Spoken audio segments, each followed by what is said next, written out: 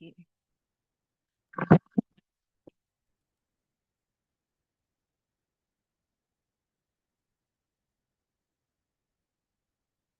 अच्छा ठीक है, हम स्टार्ट लेने जा रहे हैं।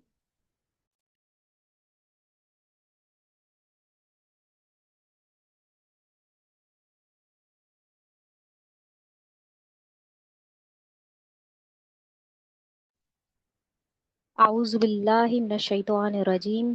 बिस्मिल्लाहिर रहमानिर रहीम।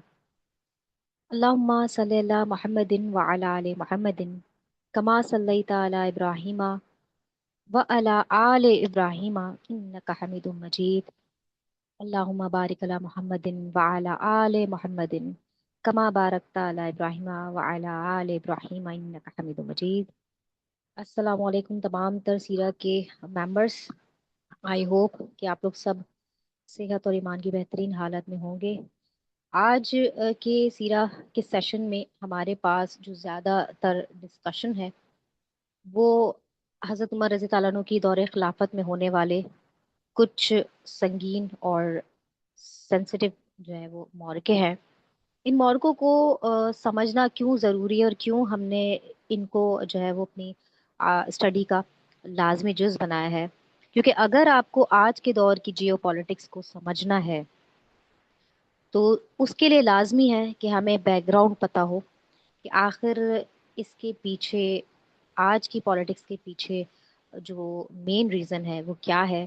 यहाँ इस खित्ते में, किस खित्ते में पहले क्या था और ये किस वजह से ये आज के मौके हो रहे हैं। जैसे अगर हम मिसाल फ़लस्तीन की लें तो फ़लस्तीन का मसला सिर्फ आज का मसला नहीं है, इसराइल का मसला आज का मसला नहीं है, लीबिया का मसला आज का मसला नहीं है। ये वो मसाइल हैं जो कि नस्ल दर नस्ल चले आ रहे हैं और इनकी हिस्ट्री का जानना उतना ही ज़रूरी है। आज के सेशन में इंशाल्लाह हमारा साथ देंगी सिस्टर सहरिश। बहुत ही बेहतरीन अंदाज बयां है और साथ ही में एंड में हम आपके कुछ जो है वो क्वेश्चंस भी लेंगे। सिस्टर सहरिश, अस्सलाम वालेकुम पहले तो। वालेकुम अस्सलाम। अच्छा, मैं ये जानना चाहूँगी शुरू में कि आज जिन मौक़ों को आपने सेलेक्ट किया है उसका रीज़न क्या है, वो अगर मुख्तसर बयान कर दें, उसके बाद फिर आप उसका बाकायदा आगाज़ कीजिएगा। अच्छा, हमने सबसे पहले हजरत उमर फारूक रज़ी अल्लाह अन्हु के दौर के बहुत से मार्के, बहुत सी जंगें देख ली हैं, बहुत से कॉन्क्वेस्ट हम देख चुके हैं, जो कि शाम की तरफ थे। अब जो है हम इराक की तरफ जितने भी मार्के हैं उसको लेके जाएंगे और इसी सीरीज को कंटिन्यू करेंगे। और इसी सीरीज को कंटिन्यू करते हुए इंशाल्लाह इसके बाद हम बाकी के जो डिफरेंट जोन्स हैं उनकी तरफ भी जाएंगे। इनको सेलेक्ट करने और बताने का मकसद ये है कि सब पहले भी हम्म। ऐसा ही था कि इस्लाम के डिफरेंट रीजन्स में फैलने से पहले भी दुश्मन की फौजें वहां पे इस तरह से जमी हुई थी कि लोग उनकी तरफ जाने से भी डरते थे, मगर मुसलमानों की जवाबमर्दी, उनकी बहादुरी, आपको यहाँ नजर आएगा कि अल्लाह ताला पे यकीन, उस पे तवक्कल की बुनियाद पे किस तरीके से मुसलमानों ने पै दर पै तीन बर्रे आजमों पे जो है वो फतह हासिल की। और हम्म। अल्हम्दुलिल्लाह अल्हम्दुलिल्लाह वो मुसलमानों की कहते हैं ना, हिस्ट्री का गोल्डन एरा कहा जाता है। बेशक। Let's without any further due start करते हैं। Over to you. जजाकिल्ला। अच्छा, हम सबसे पहले जो है वो अहदे उमर के दौर में, यानी हजरत उमर रज़ी अल्लाह अन्हु के दौर में जब हम स्टार्ट करते हैं तो हम ये जानते हैं कि हजरत अबू बकर सिद्दीक रज़ी अल्लाह अन्हु के दौर में ही इराक की तरफ पेशकदमी शुरू हो गई थी। इसका दूसरा मरहला जो है वो हजरत उमर फारूक रज़ी अल्लाह अन्हु के दौर में शुरू हुआ। हुआ इस तरह के जब हजरत उमर फारूक रज़ी अल्लाह अन्हु खलीफा बने, तो खलीफा बनने के बाद जो है उन्होंने दूसरे दिन, पहले दिन, दूसरे दिन, तीसरे दिन लोगों को जिहाद के लिए आमदा करने की कोशिश की। ये जो आमदा करने की कोशिश की वो अहले फारस के खिलाफ थे। पहले तो 3 दिन 4 दिन जो है वो लोगों ने कोई आंसर ही नहीं किया। लोग जो है वो इनसे, अहले फारस से बहुत ज्यादा डरते थे, उनकी जंगी कुव्वतों से बहुत ज्यादा डरते थे।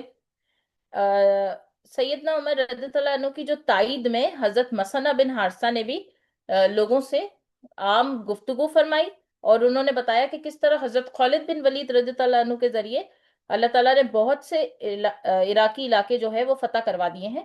وہاں پہ مسلمانوں کا ایک اچھا ہولڈ ہے. بہت ساری کھانے پینے کی اشیاء میسر ہیں. اب بھی کوئی تیار نہیں ہوا. چوتھے دن جو سب سے پہلے تیار ہوئے اس جنگ کے لیے وہ ابو عبید بن مسعود ثقفی تھے. ابو عبید بن مسعود ثقفی نے سیدنا عمر رضی اللہ عنہ کی آواز پہ لبیک کہا اور ان کے بعد پے در پہ لوگ شامل ہوتے گئے. حضرت ابو عبید کے بعد جنہوں نے سب سے پہلے سیدنا عمر کی آواز پہ لبیک کہا وہ تھے سلیت بن قیس انصاری رضی اللہ عنہ. اور انہوں نے یہ بھی کہا اے امیر المومنین، اہل فارس آج تک شیطانی انداز سے بلبلاتے رہے ہیں. میں نے اپنے آپ کو اور ان تمام افراد کو جو میرے قبیلے سے تعلق رکھتے تھے اللہ تعالیٰ کی رضا کے لیے وقف کر دیا ہے. حضرت سلید کے اس گفتگو کا مسلمانوں کے دلوں پہ اتنا گہرا اثر ہوا کہ وہ اہل فارس کے خلاف جو ہے وہ جہاد میں شرکت کے لیے نہ صرف تیار ہو گئے بلکہ سیدنا عمر رضی اللہ عنہ کو یہ درخواست دینے لگے کہ وہ کسی مہاجر یا انصاری صحابی کو سپہ سالار مقرر کر دیں.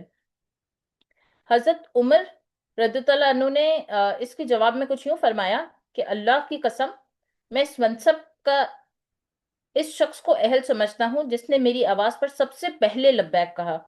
اگر سلید جنگی معاملات میں جلد باز نہ ہوتے تو میں انہیں تمہارا امیر مقرر کر دیتا، لیکن اب ابو عبید امیر اور سلید وزیر ہوں گے.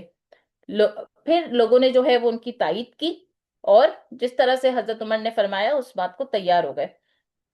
ایک روایت یہ بھی ہے کہ انہوں نے حضرت عمر فاروق رضی اللہ عنہ نے جو ہے وہ حضرت ابو عبید کو سپہ سالار مقرر کر دیا. اور کیونکہ وہ صحابی نہیں تھے تو لوگوں نے آپ سے سوال کیا کہ اپنے کسی صحابی کو سپہ سالار مقرر کیوں نہ کیا؟ تو انہوں نے فرمایا میں نے اس آدمی کو امیر مقرر کیا جس نے سب سے پہلے جہاد کی حامی بھری.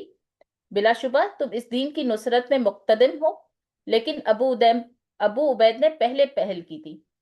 پھر سیدنا عمر نے ابو عبید کو بلایا اور انہوں نے تقوی اختیار کرنے اور مسلمانوں کی بھلائی اور خیر خواہی کی وصیت فرمائی. انہوں نے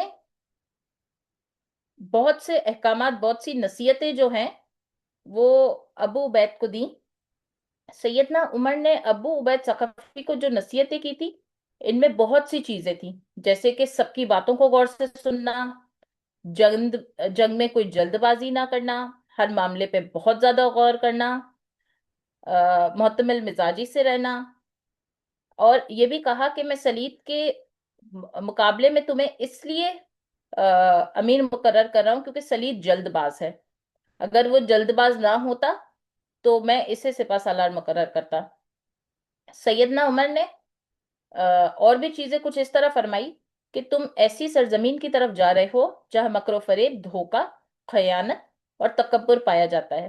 تم ایسی قوم کی طرف جا رہے ہو جو برائیاں کرنے پر دلیر ہے، انہیں سے برائیاں آتی ہیں اور وہ لوگ خیر اور بھلائی سے ناواقف ہیں. تم غور و فکر کر لو کہ وہاں کیا رخ اختیار کرو گے. اپنی زبان کی حفاظت کرو، راز افشا نہ کرو. رازدان وہ ہوتا ہے جو ہر حال میں راز کو راز ہی رکھے، بس صورت دیگر وہ رازدان نہیں ہوتا. حضرت ابو عبید ثقفی کو وصیت کرنے کے بعد سید عمر نے سب سے پہلے حضرت مسنہ بن حارث رضی اللہ عنہ کو کہا کہ وہ عراق کی طرف پہلے کوچ کر جائے اور ان کے پیچھے ابو عبید جو ہے وہ ان سے آ کے ملیں گے. حضرت مسنہ بن حارثہ کو وہ لوگ بطور فوج دیے گئے تھے جنہوں نے ارتداد سے توبہ کر لی تھی، یعنی کہ پہلے وہ وہاں تھے اور اس کے بعد مسلمان ہوئے. اور پھر حضرت مسنہ بن حارثہ کافی تیزی سے بڑھتے ہوئے جس مقام پر پہنچے اس مقام کا نام تھا حیرہ. حضرت عمر فاروق رضی اللہ عنہ جو ہے وہ مسلسل جنگ کی نگرانی فرما رہے تھے اور پے در پہ جنگی مدد کو روانہ کرنے کے احکامات بھی فراہم کرتے رہتے تھے. ٹوٹل جو انہوں نے سٹارٹ کیا تو 7,000 کا اسلامی لشکر جو ہے سب سے پہلے عراق کی طرف روانہ ہوا. سیدہ عمر رضی اللہ عنہ نے ابو عبید کو لکھا کہ وہ خالد بن ولید کے آنے والے لشکر کو بھی عراق کی طرف روانہ کر دے. تو ابو عبید نے ہاشم بن عتبہ کے زیر کمان 10,000 کا لشکر تیار کیا اور اسے بھی آگے کی طرف بھیج دیا. سیدنا عمر نے جریر بن عبداللہ کی زیر قیادت 4000 کا لشکر اور عراق کی طرف روانہ کیا، جو کوفہ میں جا کے ٹھہر گیا۔ یعنی کہ پورا کا پورا اسلامی لشکر جو ہے عراقی سرحدوں تک پہنچ گیا۔ جب اہل فارس کو اس بات کا پتا چلا کہ اتنا بڑا اسلامی لشکر، اہل فارس کو جب یہ پتا چلا کہ وہ پوری سرحدوں پہ پھیل چکا ہے، تو اس کے بعد انہوں نے یہ سوچا کہ کس طریقے سے جو ہے وہ ہم ان کو زیر کریں۔ اب اہل فارس کے اس وقت کے جنگ اندر کے حالات بھی بالکل خراب تھے۔ اہل فارس نے کیا کیا کہ انہوں نے بوران بن کسرا کو امیر چن لیا اور اپنے پہلے امیر کو خود خود قتل کر دیا۔ بوران نے جیسے ہی وہ تقپردن بن فرق کو سونپ دیے اور بعد میں جو ہے وہ بادشاہت اہل کسرا کو لوٹا دی۔ اب رستم کیونکہ علم اچھا یہ کہا کہ 10 سال تمہارے پاس ہے، 10 سال میں فارس کو کھڑا کرو اور 10 سال بعد میں تم سے جو ہے وہ یہ پورا فارس واپس لے لوں گا، جو جو تم نے علاقے فتح کیے ہوں گے۔ رستم کیونکہ اہل نجوم کا ماہر تھا، لوگوں نے سے پوچھا کہ 10 سال جب تم فارس پہ راج کرو گے اور پھر جب تم فارس کو اتنا بڑا کرو گے، جب تم اتنی فتوحات کرو گے، اس کے بعد جو ہے تم کیسے فارس واپس کر دو گے؟ تو رستم نے کہا کہ یہ جو بوران ہے وہ ان 10 سالوں میں مارا جائے گا، اور یہ بھی کہا کہ اس کے اس تمام چیزوں کا جو مقصد ہے، اس کا یہ تخت حاصل کرنے کا مقصد لالچ اور سرداری کی محبت ہے۔ جیسے ہی یہ سب ہوا تو سب سے پہلے جو ہے جو مارکا 13 ہجری میں پیش آیا وہ مارکا نمارق کے نام سے جانا جاتا ہے۔ یہ مارکا جو ہے وہ حضرت ابو عبید بن مسعود ثقفی کے خلاف محاذ جنگ تھا، اور اسلامی لشکروں نے جو ہے وہ اس طریقے سے کیا، مطلب اسلامی لشکروں نے اس میں بہت ہی ڈٹ کے مقابلہ کیا۔ اہل اہل فارس کو جو ہے دراصل انہوں نے یہ سوچا کہ حضرت ابو عبید کو ڈرا دیا جائے اور انہیں خوفزدہ کر دیا جائے، تاکہ وہ اہل فارس کے خلاف جتنی بھی کامیابی یا مدد حاصل کرنا چاہتے ہیں ان کا خواب ادھورا رہ جائے۔ ہوا یہ کہ انہوں نے اہل فارس نے پوری کی پوری سلطنت کی طاقت جو ہے وہ ان کے خلاف جمع کی، لشکروں کو منظم کیا اور مسلمانوں کو 3 سے 4 طرف سے گھیر لیا۔ انہوں نے اس کے علاوہ جو سوڈان کے کسان تھے ان کو بھی اس بات کے لیے مجبور کیا کہ وہ مسلمانوں پر حملہ آور ہوں، اور تمام اپنے کارندے جو ہے وہ آبادیوں کی طرف بھیجے تاکہ آبادی کا تمرد جو ہے وہ حملے کی تیاری کرے۔ اہل فارس نے جابان کو سپہ سالار تھا، فرات کے نشیبی علاقے بہکاس کی طرف اور نرسی کو کسکر کی طرف روانہ کیا۔ ایک لشکر حضرت مسنہ بن حارثہ رضی اللہ عنہ کے مد مقابل بھی بھیج دیا۔ جب حضرت مسنہ کو اس بات کا علم ہوا تو انہوں نے کیا کیا کہ وہ فوراً محتاط ہو گئے، اور محتاط ہونے کے بعد انہوں نے کیا کیا کہ ابو عبید اور حضرت مسنہ نے خفان نامی جگہ پہ اپنے خیمے لگائے، اسلامی لشکر کو ترتیب دیا، اور اس کے بعد یہ والا مارکا پیش آیا۔ اس مارکے میں بڑی زبردست خون ریزی ہوئی، ایسی لڑائی ہوئی کہ لوگ دیکھتے ہی رہ گئے، مگر مسلمان اس ہمت سے لڑے کہ اہل فارس کو شکست ہو گئی۔ اسلامی لشکر کے جو سپہ سالار جابان اور مروان شاہ تھے ان کو گرفتار کر لیا، اور ان کو یہ مارکا جو ہے جب یہ پیش آیا تو جس مسلمان فوجی نے جابان کو گرفتار کیا تھا اس کا نام تھا معطر بن فضا تمیمی۔ یہ شخص بہت ہی سادہ لو تھا، اور نہ صرف سادہ لو تھا، اس جابان نے کیا کیا، جابان نے اسے دھوکہ دیا، اسے کچھ فدیہ دیا اور اسے جان کی امان حاصل کر لی۔ دوسرے مسلمانوں نے جب جابان کو پہچان لیا اور قید کر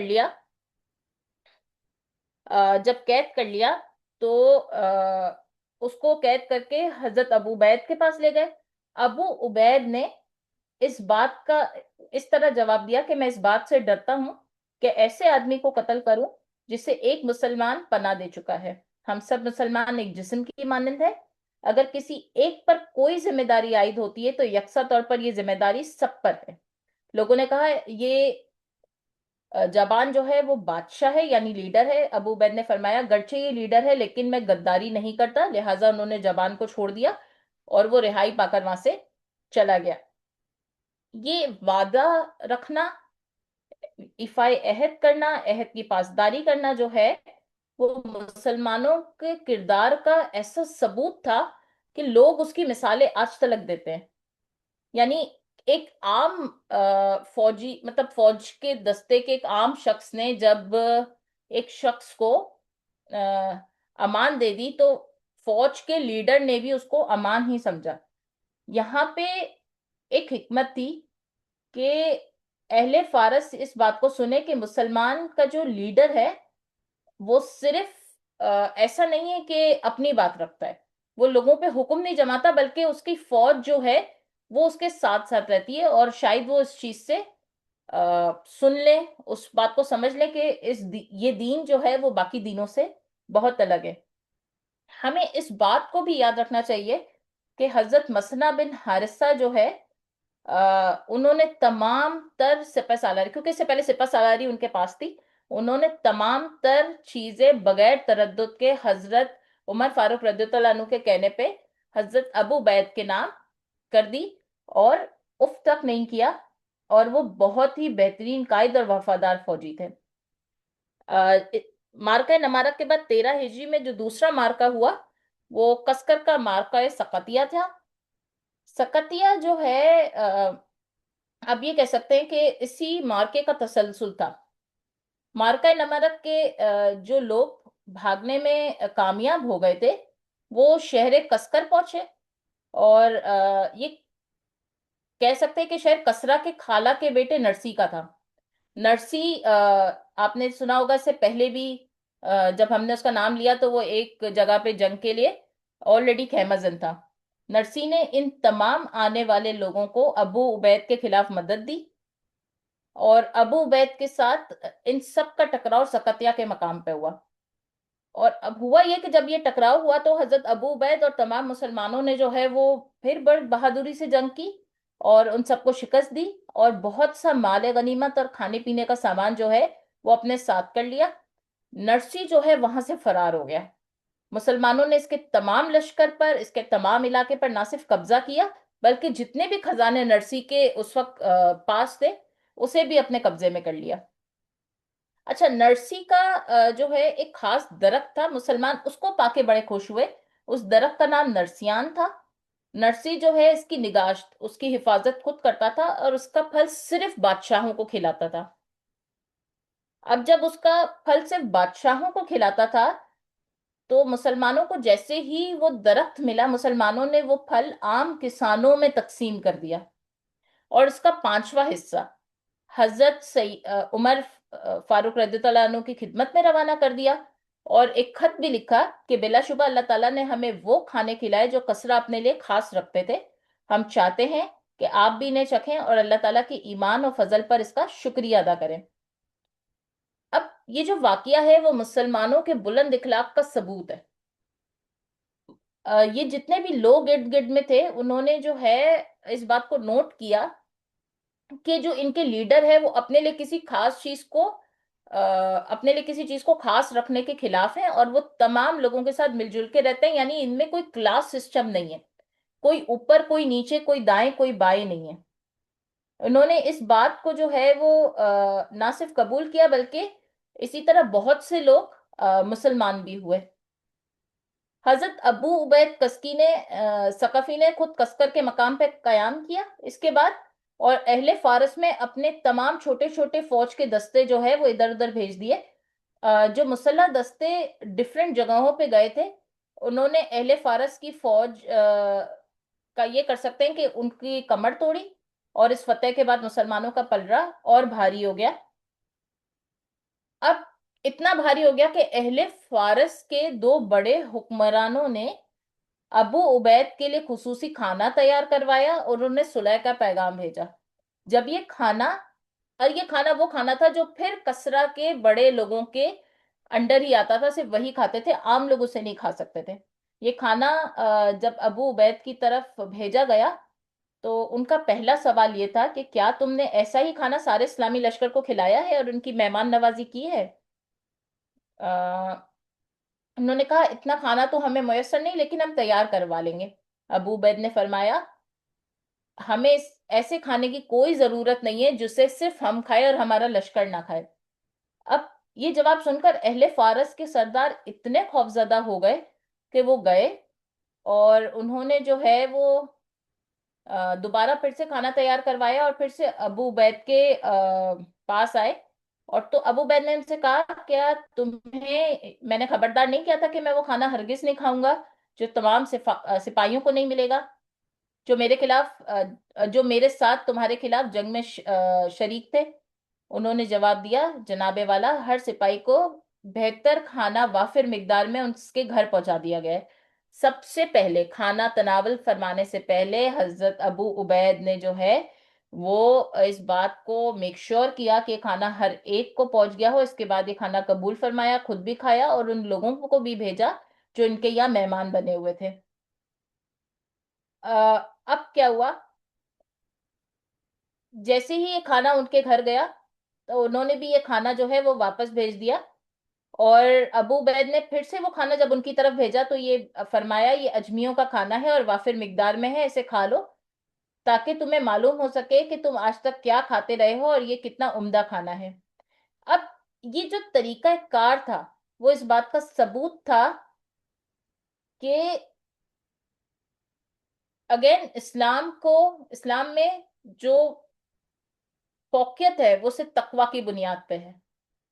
کسی کو کسی پہ فوقیت حاصل نہیں ہے، کسی گورے کو کالے پہ، کسی عربی کو اجمی پہ، کسی پہ بھی کوئی فوقیت نہیں ہے، صرف فوقیت تقوی کی بنیاد پہ ہے، یا ایک ایسا سسٹم جو جنگ میں اسٹریٹجی کے طور پہ ہوتا ہے، اس میں کوئی اوپر ہے کوئی نیچے ہے، اور یہ بلند اخلاق جو تھا اس میں اس کا لوگوں کے دل پہ بہت گہرا اثر ہوا۔ اگلا مارکا اسی تسلسل میں جو ہوا وہ مارکہ بار السما تھا، یہ بھی 13 ہجری میں ہوا۔ مارکہ سقطیہ کے بعد جو ہے کسکر اور سقطیہ کے درمیان کے مقام پر ایک مقام ہے جسے بار السما کے نام سے جانا جاتا ہے، اور ہوا یہ کہ اہل فارس کی فوج پھر سے اسلامی فوج کے خلاف آئی۔ اب اہل فارس کے جو رائٹ ونگ تھا اس پر نرسی تھا، مطلب اس طریقے سے انہوں نے کام کیا ہوا تھا کہ اہل فارس کے رائٹ ونگ پہ 3 ونگز بنے ہوئے تھے، اس پہ نرسی تھا، لیفٹ ونگ پہ اور بیچ میں قلب جو مڈل ایریا ہوتا ہے اس میں 2 ماموزاد بھائی رستم کے موجود تھے، یعنی بندویا اور بیرویا۔ رستم نے جو ہے مزید فوج جانولیس کی زیر کمان جو ہے وہ تیار کر رکھی تھی۔ جیسے ہی حضرت ابو عبید کو یہ خبر ملی انہوں نے کیا کیا کہ جانولیس کے آنے سے پہلے ہی نرسی پہ حملہ کر لیا، اور ایک بار پھر نرسی جو ہے وہ یہاں سے فرار ہونے میں کامیاب ہو گیا۔ بعد میں حضرت ابو عبید نے مسنہ بن حارثہ کی زیر کمان بہت سارے دستے نہر کی طرف بھیجے، اور انہوں نے کیا کیا کہ یا تو صلح کے ذریعے، جزیہ کے ذریعے، یا شمشیر کے ذریعے وہ تمام علاقے جو ہے وہ نہ صرف فتح کیے بلکہ یا ان پہ جزیہ بھی لاگو کیا، اور ان سے بہت سارا مال غنیمت بھی ان کے ہاتھ لگا۔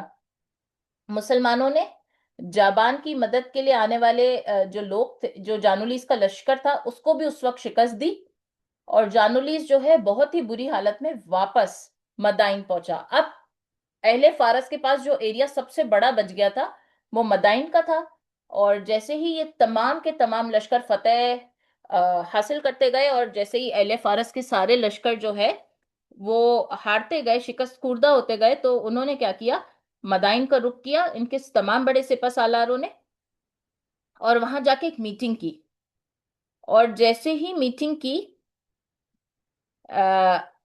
ایک اسٹریٹجی ان کے مائنڈ میں یہ آئی کہ یہ بھی ہو سکتا تھا کہ سارے کے سارے لشکر جو ہے ایک ساتھ میں مسلمانوں پہ حملہ آور ہو جاتے، تو شاید اس وقت ہو سکتا تھا کہ مسلمانوں کو شکست ہو جاتی یا کچھ ایسا ہوتا، مگر ان کے دل میں اللہ تعالیٰ نے مسلمانوں کا خوف اس قدر بھر دیا تھا کہ انہوں نے کیا کیا، یہ سوچا کہ پہلے ایک آ جائے آگے وہ لڑ لے پھر میں اپنا نام کر لوں گا، اس طریقے سے یہ والی ان کی اسٹریٹجی فیل ہو گئی، اور اللہ تعالیٰ نے جو ہے हमारे लिए ये तमाम इलाके बहुत इजीली फतेह करवा दिए। अगला जो मार्का हुआ वो था मार्का जसर, वो भी 13 हिजरी में हुआ। और ये मार्का जो है कहते हैं कि बहुत ही बड़ा और खून रेजी का मार्का था। अब मार्का जसर शुरू कैसे हुआ कि जैसे ही ये नरसी और तमाम लोग थे और जानुलीस जो थे, जब वो शिकस्त खाकर भागे, तो लोगों ने जो है वो इन तमाम लोगों को बहुत मलामत की, बहुत उनको बातें सुनाई। सबके सब रुस्तम के इर्द गिर्द में जमा हो गए। तो रुस्तम ने क्या किया, एक बहुत बड़ा लश्कर जो है जुल्हा बहमन जादुया, ये नाम है सिपह सालार का, उसके जेरे कमान ना सिर्फ तश्कील दिया, बल्कि एक कसरा का एक बहुत बड़ा अजीम झंडा था जिसका नाम था वर्विश कावानी। ये झंडा जो था उसकी चौड़ाई 8 गज और लंबाई 12 गज थी। उन्होंने जो है ये झंडा बहमन के हाथ में दिया। और बहमन के हाथ में देने के बाद जो है अ, उसे कहा कि अब जस्सर की जंग को जीत के आना है। ये झंडा जो है वो चीते के चमड़े से तैयार हुआ हुआ था। ये जो मुसलमानों का लश्कर था वो जाके, अच्छा मैं आप लोगों से सबसे पहले मैप शेयर करना चाहूंगी। अगर आप ये मैप देख रहे हैं और आप ये वाला एरिया देखते हैं जिसमें हम,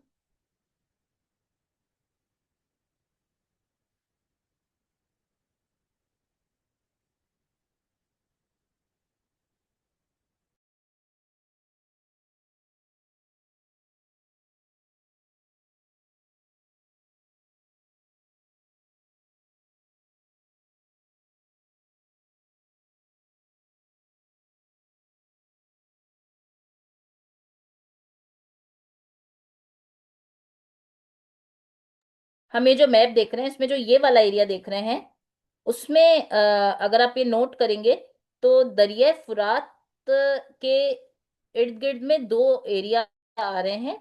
उस पे एक पुल है, ये पुल है जसर। ये वाला जो पुल है, यहाँ पे जो है ये वाली जंग हुई। और ये किस तरह हुई उसको आगे चलते हैं, देखते हैं।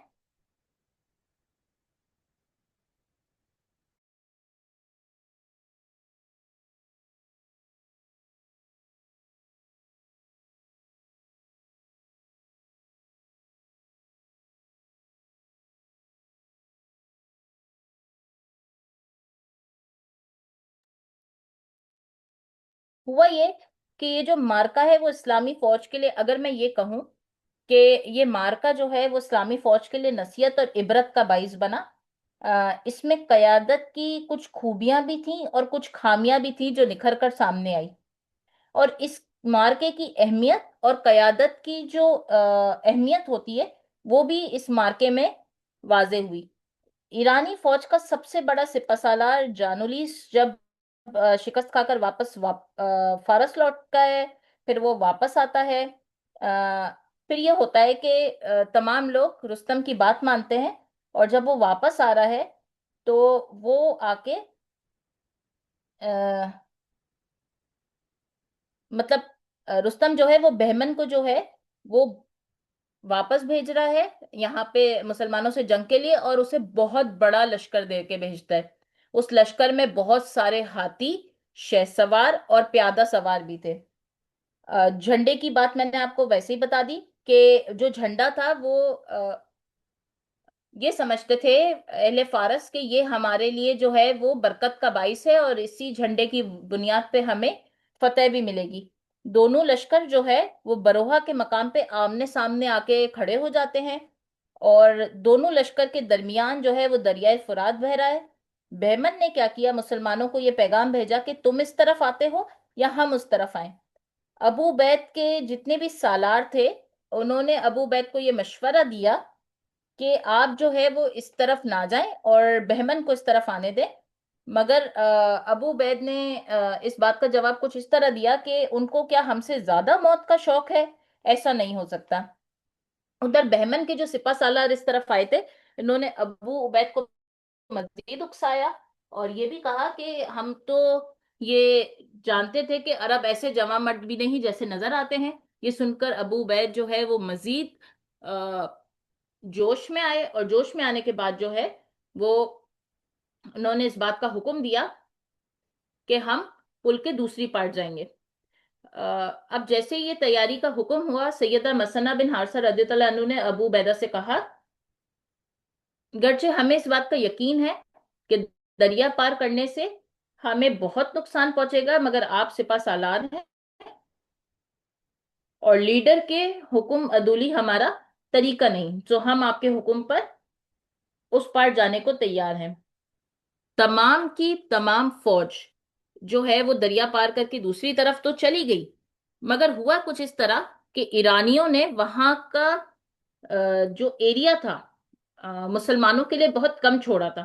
اب کیونکہ وہ ایریا بہت کم چھوڑا تھا، مسلمانوں کی جو فوج تھی وہ صحیح سے صف بندی بھی نہیں کر سکی۔ دوسری طرف ایرانی فوج کے پاس بہت سارے خطرناک ہاتھی تھے، اور انہوں نے کیا کیا تھا، ہاتھیوں کے گلوں میں جو ہے وہ بڑے بڑے جو بیلز ہوتی ہیں، گھنٹیاں ہوتی ہیں، وہ لٹکائی ہوئی تھی، اور جو ان پہ سوار تھے ان سواروں نے سمور کی ٹوپیاں پہنی ہوئی تھی، اور وہ سمور کی ٹوپیوں سے تیر نکل رہے تھے۔ دور سے یہ ہاتھی جو ہے وہ ایسا ہاتھی اور اس پہ بیٹھا ہوا جو شخص ہے وہ کوئی خوفناک جانور لگتا تھا۔ عرب کے جو گھوڑے تھے انہوں نے کبھی اس طرح کا منظر دیکھا ہی نہیں تھا، تو وہ ڈر گئے اور وہ ادھر ادھر بھاگنے لگے۔ نہ صرف ڈر کر وہ ادھر ادھر بھاگنے لگے، وہ مسلمانوں کو ہی جو شہ سوار تھے ان کو گرا کے اور انہی کو کچلنے بھی لگے۔ جب ابو عبید نے یہ سب دیکھا تو انہوں نے گھوڑ سواروں کو یہ حکم دیا کہ وہ گھوڑوں سے اتر آئے اور ہاتھی والوں کے جو دربان ہوتے ہیں جس پہ وہ بیٹھتے ہیں اسے کاٹ دیں تاکہ وہ لوگ ہاتھیوں سے گر جائیں۔ اب جیسے ہی انہوں نے جو ہے وہ یہ حکم دیا، بالکل ایسے ہی کیا گیا۔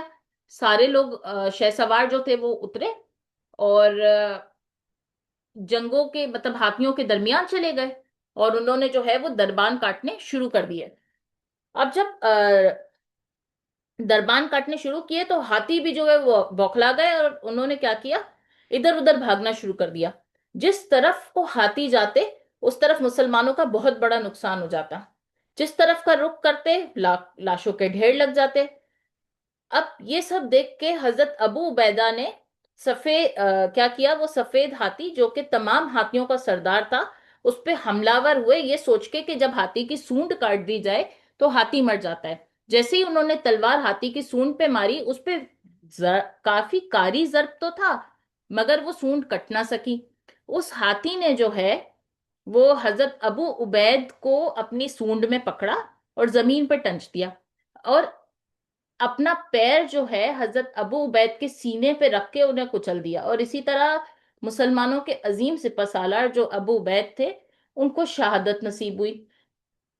اب یہ ہوا کہ حضرت ابو عبید کے بعد انہی کے فیملی کے ٹوٹل جو ہے وہ 7 لوگ سپہ سالار منتخب ہوئے، مگر سب سے پہلے ان کے بھائی آئے، بھائی کے بعد ان کے 3 بیٹے آئے، اور اس کے بعد ان کے کزنز آئے، اور سارے کے سارے لوگ جو ہے وہ شہید ہو گئے۔ جو 3 فرزند بھی اس میں شہید ہوئے تھے وہ وہاب، مالک اور جبر تھے، اور ایک تھے عبداللہ بن ابو ثقفی۔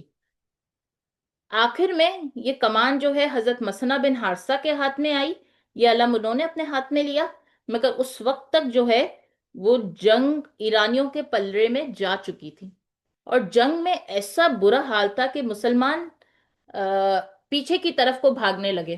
جیسے ہی وہ پیچھے کی طرف کو بھاگنے لگے انہیں یہ بات پتا چلی کہ عبداللہ بن ثقفی نے جو پل مسلمان پار کر کر آئے تھے اسے توڑ دیا تھا تاکہ کوئی مسلمان پھر سے پیٹ پھیر کے واپس جا نہ سکے، اور خوف و ہراس کا یہ عالم تھا کہ مسلمانوں نے دباؤ میں آ کے جب یہ دیکھا ٹوٹا ہوا پل ہے تو دریائے فرات میں کود پڑے۔ جیسے ہی وہ دریائے فرات میں کودتے وہ شہید ہو جاتے۔ حضرت مسنہ بن حارثہ رضی اللہ عنہ نے اس وقت نہایتی حاضر دماغی سے نہ صرف کام لیا بلکہ یہ کیا کہ سب سے پہلے پل بنوایا اور سواروں کے کچھ دستوں کو اس بات کا ذمہ دار لگایا کہ دوسرے مسلمانوں کی مدد کریں کہ وہ پل کو پار کر کے دوسری طرف لے جائیں۔ اب اور کچھ دو دستوں کو لیके وہ دشمن کے مد مقابل آ کے کھڑے ہو گئے اور ان سے جنگ کرنے لگے. حضرت مسنہ ساتھ میں یہ بھی کہتے جاتے کہ ساتھیوں اپنی رفتار سے پل پار کرو، ہم تمہارے لیے دشمنوں کے سامنے ڈٹے ہیں اور ہم رکنے والے نہیں جب تک یہ نہ دیکھ لیں کہ تم نے دریا کو پار کر لیا ہے. اسی طرح حضرت مسنہ اور حضرت عاصم نے سب سے آخر میں دریا کو عبور کیا.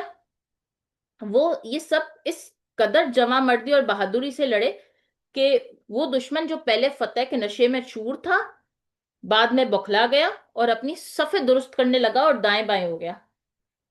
یہ باتوں کو یاد رکھنا چاہیے کہ ٹوٹل جو لوگ تھے وہ 10,000 تھے. مسلمان سپاہی جو ہے وہ 10,000 تھے اور اس وقت حضرت مسنہ کے پاس صرف 4,000 سپاہی بچ گئے. اس پورے مارکے میں 6,000 مسلمان فوجی جو ہے وہ شہید ہوئے. مسلمانوں کا بہت بڑا نقصان ہوا.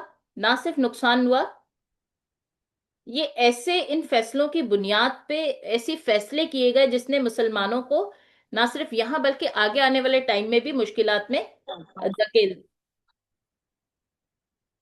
یس پلیز. مسلمانوں کو جنگ میں دھکیل دیا. اب ہوا یہ کہ مسلمانوں نے پھر سے بہادری کا جو ثبوت دیا، مگر پھر بھی اگر یہ دیکھا جائے تو مسلمانوں کی بہادری ایک طرف، یہ مارکا غزوہ احد کی طرح مسلمانوں کے لیے ہزیمت اور سبق والا تھا. اس میں کی گئی دو غلطیاں جو ہے وہ مسلمانوں کے لیے نہ صرف سبق آموز تھی بلکہ اس بات کا بھی ثبوت بنی کہ تمام دل دماغ اور اپنے فیصلوں کو ساری چیزوں پہ سامنے رکھ کے جنگوں کی اسٹریٹجی کو تیار کیا جاتا ہے. جوش میں جنگوں کی اسٹریٹجی نہیں بنائی جاتی. جو دو غلطیاں تھیں اس میں سب سے پہلی یہ غلطی ہوئی کہ مسلمانوں کے سپہ سالار ابو عبید نے جو ہے وہ جوش میں لشکر کے عمائدین کی مخالفت کی اور انہوں نے جو ہے وہ مطلب انہیں شوق شجاعت بھی تھا اور شوق شہادت بھی تھا. انہوں نے نہ تو صرف اس میں دریا پار کیا بلکہ معرکے کا صحیح اندازہ بھی نہیں لگایا، جنگ کے لیے منتخب کردہ زمین کا صحیح سے جائزہ بھی نہیں لیا اور چھوٹی سی جگہ کی وجہ سے وہ سب بندی بھی نہیں کر سکے. اسی وجہ سے انہیں اسلحہ کی مکمل فراہمی بھی نہیں ہو سکی اور فوجی طاقت جو ہے صرف ان لوگوں تک محدود ہو گئی جو پیادہ سوار فوج تھے. یعنی نہ ان کے شہ سوار کام آئے نہ ان کے تیر انداز کام آئے. سرش یس پلیز.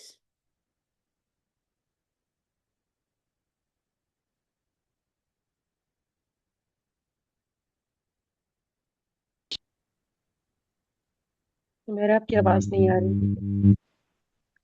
جی سرش آپ کی وائس نہیں ہے. کیا میں کلیئر نہیں ہوں؟ جی نہیں اب آ رہی سرش کی آواز آ رہی.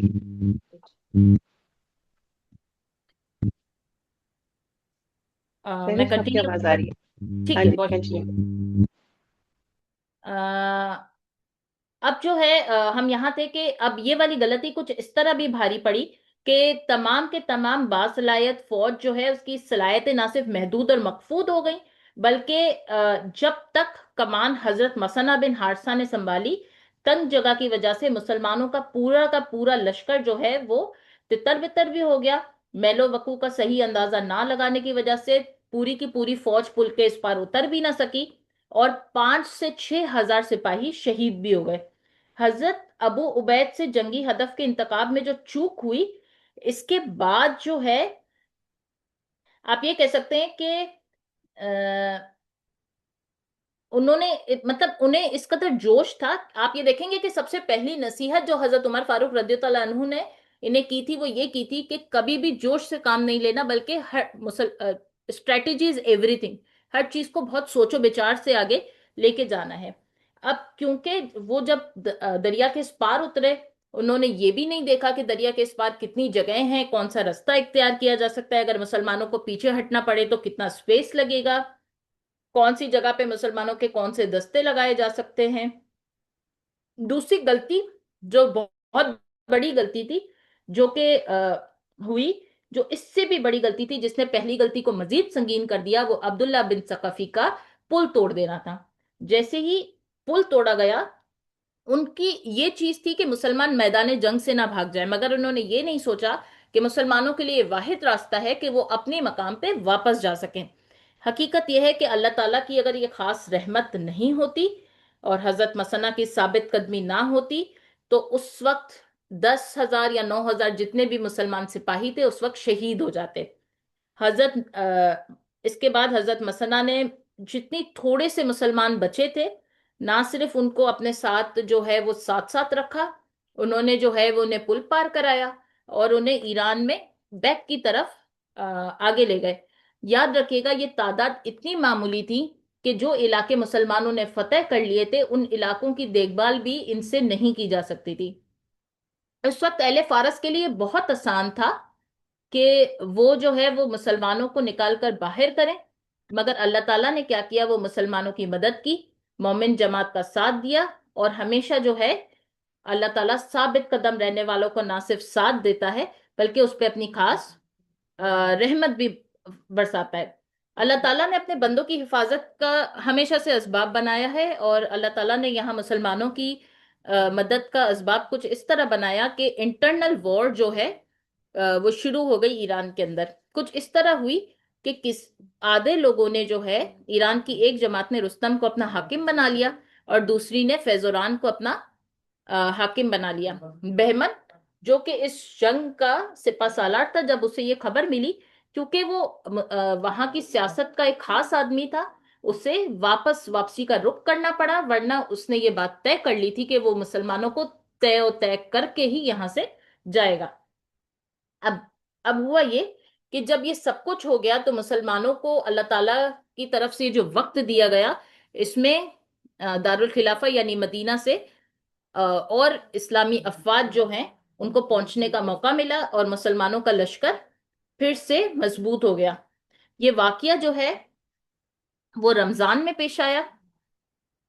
جیسے ہی حضرت عمر فاروق رضی اللہ عنہ کو اس بات کو پتا چلا، حضرت عمر فاروق رضی اللہ عنہ بہت ہی رنج میں آئے۔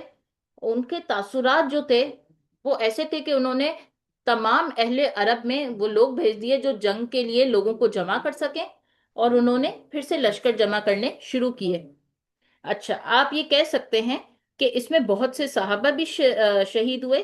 جو صحابہ اس میں شہید ہوئے وہ تھے سیدنا سلید، ابو زید انصاری، یزید بن قیس انصاری، حضرت امیہ بن امیہ الغاری، اور یہ تمام لوگ جو ہے جب شہید ہو گئے تو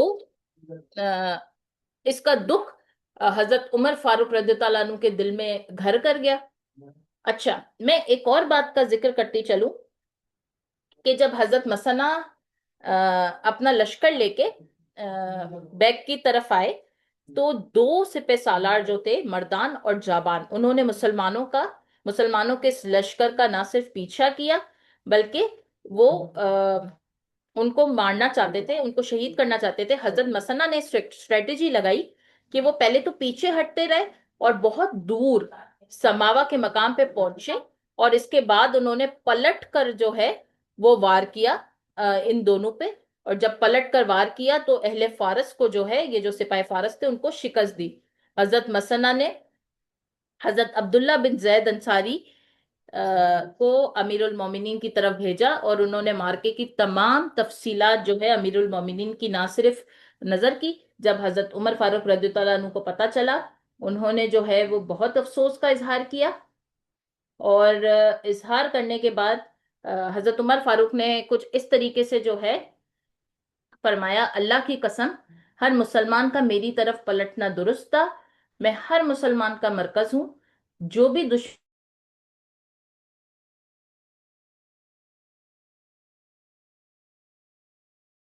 میری طرف آتا تو میں اس کے لیے مرکز تھا۔ اور وہ یہ بات جانتے تھے کہ اگر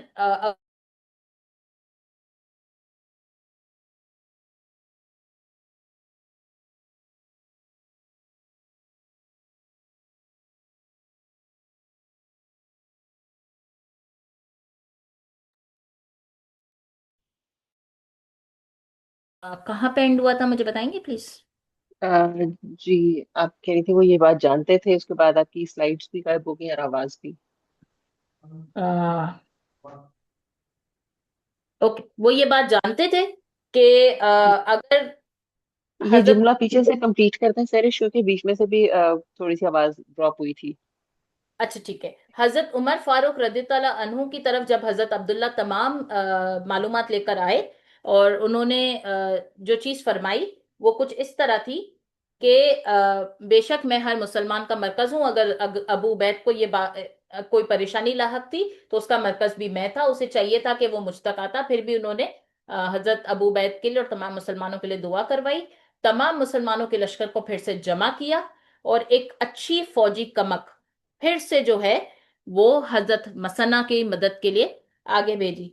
और ऐसा नहीं था कि मार्का जसर को आखिरी मार्का था, इसके आगे मार्का जसर की हजीमत का बदला जो है वो आगे आने वाले मार्कों में लिया गया है, मगर इंशाल्लाह उसे आगे आने वाले सेशन में कवर करेंगे। शुक्रिया, थैंक यू।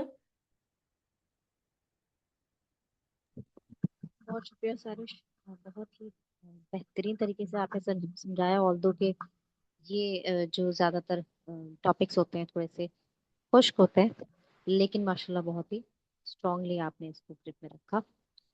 अ, कोई क्वेश्चन है हमारे पास इस हवाले से तो काइंडली कीजिएगा। एनीथिंग, कोई चीज़ आपने ऐड करनी है?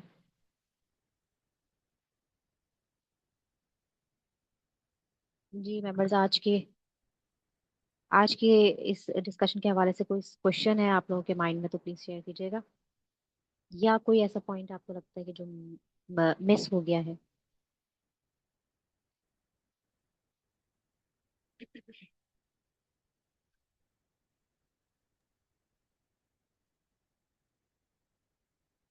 अच्छा जी, मेरा ख्याल है कोई इस पे जो है वो क्वेश्चन हमारे पास फिलहाल नहीं है।